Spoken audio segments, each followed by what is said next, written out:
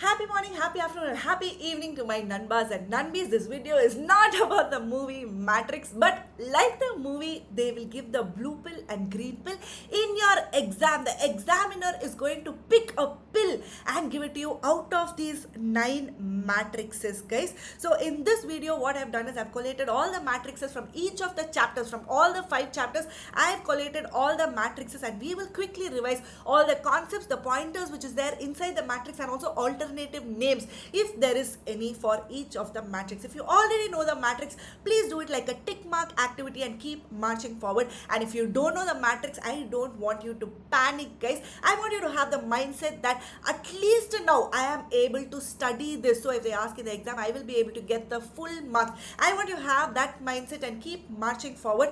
You can expect a question either in MCQ or in descriptive from these 9 matrices. So let's go inside the subject, guys. The first one is the strategic risk matrix. Now before I go into the matrix, I want you to do 2 things. For every matrix, I want you to write how many rows and how many columns. So strategic risk matrix, you are going to write 2 by 2, and what is there in the x-axis and what is there in the y-axis. In the x-axis, you're going to write time, and y-axis you're going to write strategic risk. Now under time, they have short term and long term. Strategic risk, they have external and internal. What is this external strategic risk, ma'am? What is this internal strategic risk, ma'am? External strategic risk means they have formulated a strategy, but it is not consistent with the changes which is happening in the environment. The environment is external to the organization, so that is the external strategic risk. What is internal strategic risk? Internal means something which happened inside the organization. That means on a routine basis, you are interacting with somebody, that is giving me a risk. That is the strategic risk at the internal levels, guys. Now with this matrix, they're talking about strategic risk on one side and time on the other side. Now coming to the external strategic risk, what are they saying? With long time, there is a problem with the inconsistency in the external environment. Then there are so many changes which is happening in the environment, which is leading to obsolescence of the strategy, because long time there is a risk, means that means the strategy itself is a waste of time only. Short time, there is some problem. That means in the short time, there is some problem. There is a risk with that. There is inconsistency with the environment. Means you have not understood the environment properly. Errors in interpreting the environment will happen. Internal, I told you something which is happening inside the organization. Internal strategic risk, if it is there in the short time, that means organization is not working at the fullest capacity. If there is an internal strategic risk for a long time, if it happens, anything for a long time, if it happens, it is not good. So here there are inconsistencies with the strategies, and this also is a waste of time only. Now this is the first matrix. I hope you have written 2 by 2 and what is there in x-axis and what is there in y-axis. The second one is the Mendelow's matrix. Mendelow's matrix is also called as what, guys?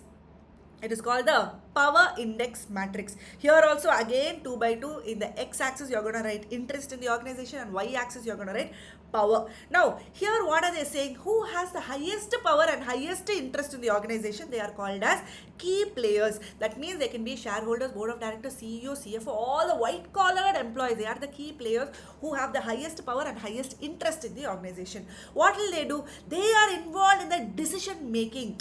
They will say what is the goal. They will say what are the resources to be used. They are the main people. So please take them as the key player.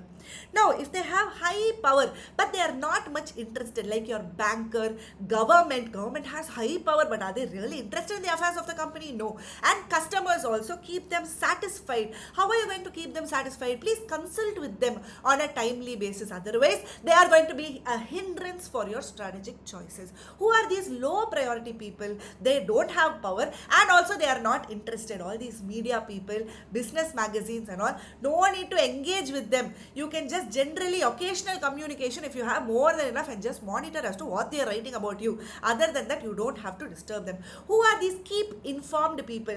They have so much of interest in the organization but very less power. So they have lots of interest, so just inform them as to what is happening. For example, the employees, vendors, all of these are keep informed people. I hope you've written 2 by 2 and what is there in x-axis and what is there in y-axis.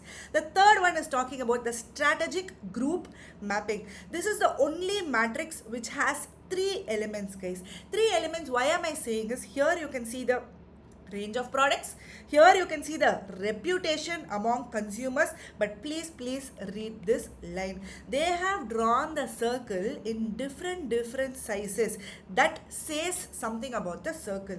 What they have done is, it is proportional to the size of the group's respective share of total industry sales revenue. That means their market share which they have drawn the circle. So here x-axis, y-axis, and also the size of the circle matters. In the x-axis there is range of products, y-axis there is reputation amongst the consumers, and the size says how much market share is there for the company. Now here this PQR has a huge market share. There are lots of products, but the reputation is not so much. If you see GHI, highest reputation they have, products not as much as PQR, and round also is pretty big. So GHI is the best option.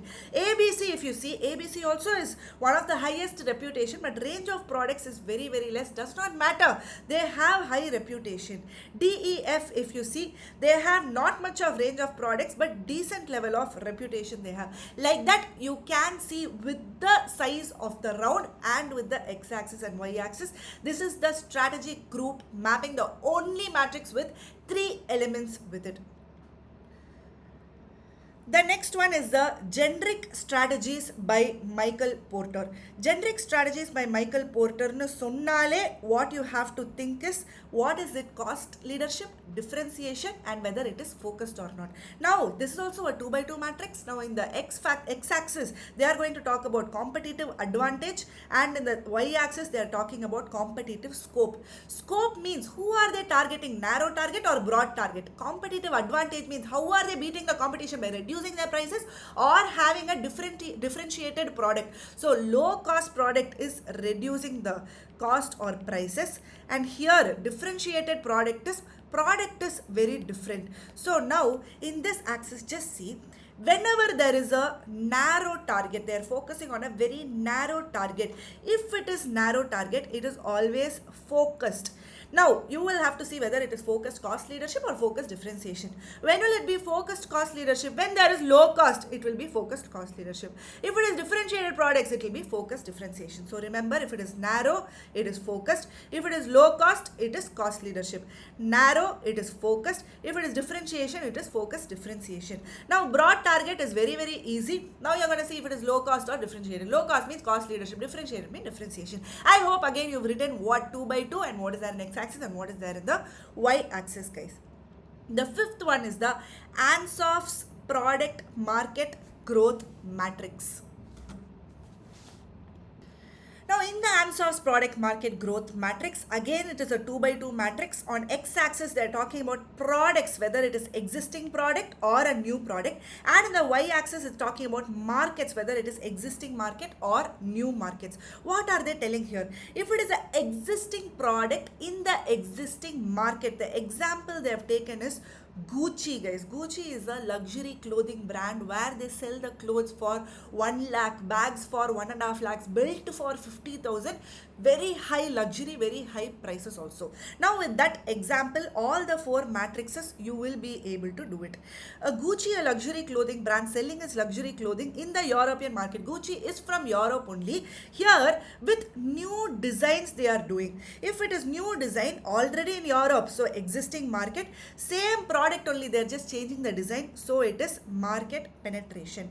Now if they are going to change their strategy to Chinese market, now if they are doing a market development, they are moving to a different market. So this is market development where they are selling the existing products to the new market.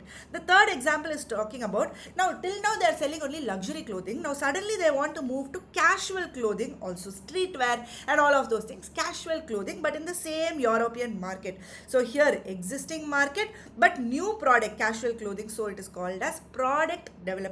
If both they are going to China, they are going with streetwear, then that is called as new market, new product, which is diversification. So if you just remember that it is a 2x2 matrix, and on x-axis products whether existing or new, y-axis it is market whether existing or new, easily you will be able to write whether it is penetration in by way of market or product, and then product development, market development, and then diversification. The next matrix is the Arthur D. Little matrix. We are here, guys, in the sixth one. Arthur D. Little, also known as ADL matrix. ADL matrix is talking about the product life cycle. Basically, the introduction, growth, maturity, and decline. The introduction is given here as embryonic stage. This is there. The product life cycle is there in the x-axis. What is there in the y-axis is the competitive position of that company. Whether the position is weak or tolerable, that is tolerable, favorable but not very strong. This is strong and dominant. Dominant means it is a monopoly or one big player and all the others are small players. So if it is dominant, doesn't matter whether they are embryonic growth, maturity or aging. Please go for green, green, green, green. Whenever it is green, you will be focusing on fast growth and you will be acting offensively. You will be renewing and you will do all of the things to make your market share better and better. So dominant means always it is green, green, green and green. Whenever you move to red, remember that you have to in the middle go to yellow or orange, then only go to red. Directly from green you cannot jump to red. Now coming to the last one, weak. They are completely weak here. The competitive position is weak. Now whatever stage they are in, it has to be red only. So everything is red, but here there is a orange. I told you before going to red, for some time they have to stay in orange because they'll be trying to find their niche. They'll be trying to grow with the industry and all, and then only they'll go for retrenchment strategies and then they will withdraw. So here in the weak section there is reds, but before going to red there is orange. Now if you fill the first one and the last one, others are very very easy, guys. Now they are strong. In the embryonic stage, no problem, you can keep going, it is green. Growth stage, no problem. Maturity stage, growth, no problem, it is green. But aging stage, now they are declining. Here it has to be red, but I told you for some time it has to stay in orange. They will be trying to find their niche and then only it moves to red. So in the second row everything is green except for the last one, which is orange. Now it is just favorable but it is not strong. So here it is green and green, and then in the maturity itself it becomes orange and then goes to red. If you see in this graph, guys, the first one is fully green, the last one is fully red, and slowly the green keeps reducing and the red keeps increasing as and when the competitive position keeps reducing. So please remember what is there in x-axis, what is there in y-axis, and what is the matrix. There is 4 here and 5 here, so it is a 4 by 5 matrix. This is called as, I hope you remember, it is Arthur D. Little or ADL matrix, guys. The next one is called as Boston Consulting Group matrix or the growth share matrix. Again coming back to the 2 by 2 matrix, in the x-axis we have the growth share, y-axis we have the market growth rate. If it is growing continuously and market growth is also so high, if you see content creators, they are earning more than chartered accountants, guys. They are earning in lakhs and sometimes even crores. Mr. Beast and all earns in crores. So content creators market share is so high and the growth is also very very high. They are called as TikTok stars, so superstars. So star means both are high. What is this question mark? Question mark means the growth is high but the market share is high but the growth of it is the market share is low and the growth is very very high. For example, your VR technology and all, metaverse is quickly developing. The growth is very very very much there, but do they have an adequate market share? It is always a question mark. That's why it is called as question marks when the market share is low and the growth rate is high.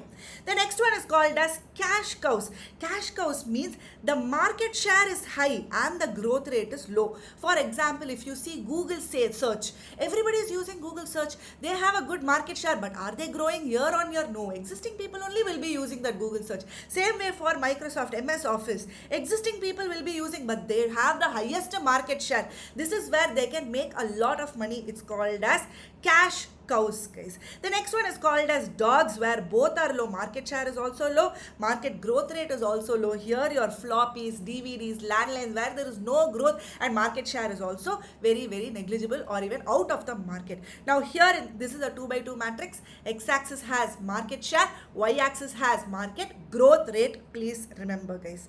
The next one is called the General Electric matrix, also called as stop light strategy model. In this, on one side they have the market attractiveness, and on the other side they have the business strength. The same thing whatever I told you in the previous one, here this is a 3 by 3 matrix. If the market attractiveness is very high, business strength is also very very strong, then no doubt please invest and expand.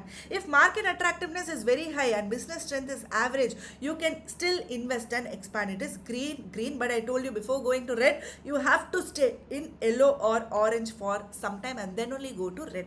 Here if you see market attractiveness medium and business strength also medium, here they have put yellow or orange because it is select and then earn, then goes to red where they are talking about divestment and retrenchment strategy. So in this matrix, if you see, this is the yellow part. Please remember like this: green, yellow, red, yellow, red. The diagonally there is a yellow part which is going in this matrix. Now we are in the General Electric matrix or stop light strategy model. The last matrix is the relationship between strategy formulation and strategy implementation. Let me go to that.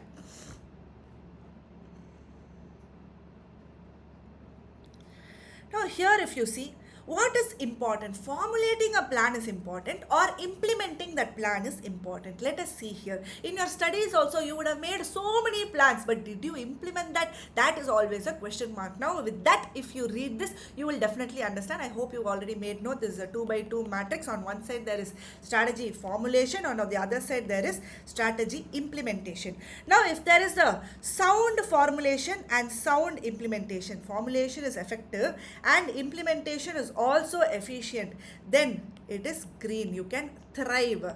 Now if the formulation is bad, ineffective, and the implementation is also inefficient, then there is no doubt you will be dying quickly. This is the die quickly part. Now, if your formulation is bad, but somehow you have implemented it, now here you are going to die slowly because formulation is very, very important, guys. Now, if you see this one, the formulation is very, very good, but they have not implemented it. Sometime in the future, they are going to implement it, so they will be able to survive in the market. So this is a 2 by 2 matrix, x-axis formulation, y-axis implementation, and with this we are done with all the 9 matrices in SM. Now bonus, I want to talk about 2 graphs. Quick revision, let's do. The first one is called the product life cycle graph. On the x-axis there is time, and on the y-axis there is sales. The product life cycle, you know, introduction, growth, maturity and decline. Now with time, as time goes by, there is going to be an introduction stage, and then there is going to be a growth stage where sales is going to increase at increasing rate, and then at the maturity stage the sales is going to increase at a reducing rate, and in the decline stage the sale is going to reduce completely. This is the product life cycle. Please remember what is there in the x-axis and what is there in the y-axis. The next one is the experience curve. Always if you are experienced with something, then you become proficient in that. Same way, if you keep in the company also, if the production units keep on increasing, then your experience goes up and your cost per unit comes down. So the experience curve is basically like this, which keeps coming down, where here you increase the production unit and the cost per unit keeps reducing. At this level of production unit, your cost is so high, but if you see at this level of production unit, your cost has reduced to so much. This is the meaning of this graph. This is called as experience curve. I hope this video was useful for you. All the best for your strategic management exam, guys. This is the last exam. You have put in so many hours and months of hard work. Now is the time for you to ace your exams. All the very best, guys.